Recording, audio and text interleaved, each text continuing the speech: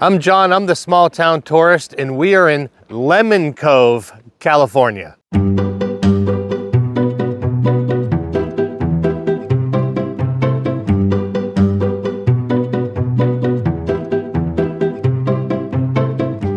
Lemon Cove is a small California town along Highway 198. Its population as of the 2010 census is 308 residents. Lemon Cove is located southwest of the Sequoia National Park, which is famous for many of the world's largest trees. Just north of this beautiful small town is Lake Kaweah, known for its outdoor activities such as boating, swimming, and fishing. In 1962, the Terminus Dam was built on the Kaweah River, which led to the forming of the lake. Currently, the estimated median household income is right below $55,000 per year, which falls well below the state of California as a whole, which is $85,000 per year. There are 20 varieties of citrus grown in Lemon Grove. Well, while touring Lemon Grove, I wanted to talk with one of the locals who would know a lot about this quaint California town, and I was fortunate enough to meet Pastor Ian Hodge from Lemon Cove Community Church. Tell me a little bit about Lemon Cove. We're driving through, we're on our way to Sequoia National Park, and just saw this quaint little town, and I love small town America. It's where, in my opinion, some of the greatest people in the planet live. Yeah. So what do you love about Lemon Cove? Sure. So for me, I'm originally from the Seattle area, and in the suburbs there, you often don't know your neighbors. I mean, you might if you're friendly, and I hope I was, but it's just a different sort of culture, and life here is a little bit slower, but life here is also a lot more real. Here, there are only about 300 people, maybe fewer, in Lemon Cove, and most of us are concentrated in what's the equivalent of about 3 or 4 blocks, and we all know each other, and that is like real life. I read online that there's about 20 different types of citrus fruit grown right here. Yeah. I'm going to put you on the spot. Can you name all 20? Oh, absolutely not. No, I am not a farmer. I have a lot of respect for farmers.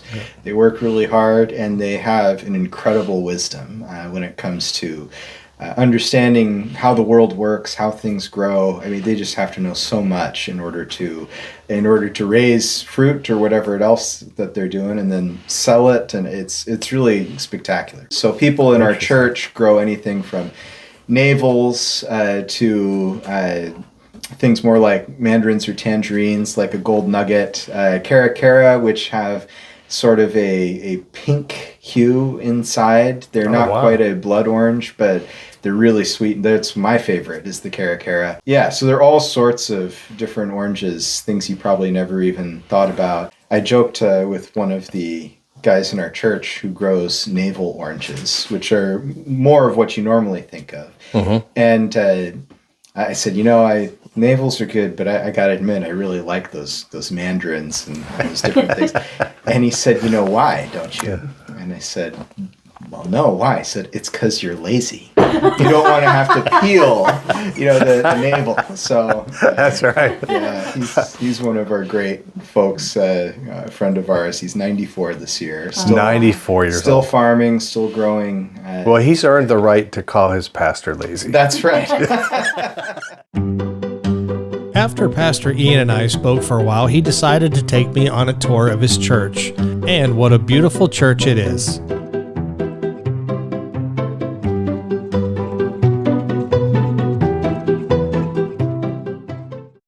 So Lemon Cove is over 100 years old, which, if you're on the East Coast or something, is not that old. But in the West, it's pretty meaningful. So a lot of the families here, it's obviously changed somewhat over the course of the years, but there are people in our church and in our community whose families have been here for decades, generations. Wow. And some of them, as a matter of fact, can trace their lineage through to people who came over on wagon trains. It's funny how many people drive through and photograph our gas stations. Not the operating one, but the two non-operational gas stations. That's funny. The Richfield, which is right near where we live, and the Standard Oil gas station next to it, both of which haven't, I don't know how many years it's been since they've been a business, but if you notice Lemon Cove as you drive through, which a lot of people don't, but if you do, there are lots of cool sort of old treasures to find. Yeah, that's what I love about the small towns, is most people, like you said, they drive through, they're not paying attention. Their mind is on Sequoia National Park or whatever, wherever they're headed. But we have kind of an eye and a love for small towns, and we see these little things. We see the little orange shop and the Lemon Cove store at the end of town, and the gas stations, and we just and there was a big tree on top of the hill that's like purple flowers or something like that. It just looks absolutely beautiful up there. Lemon Cove, the population has done this over its existence. I think I've heard from some of our long planted people here that the population's been as high as 800 or 900 in the past. Wow. Way back in the day when things like blacksmiths and stables were a thing.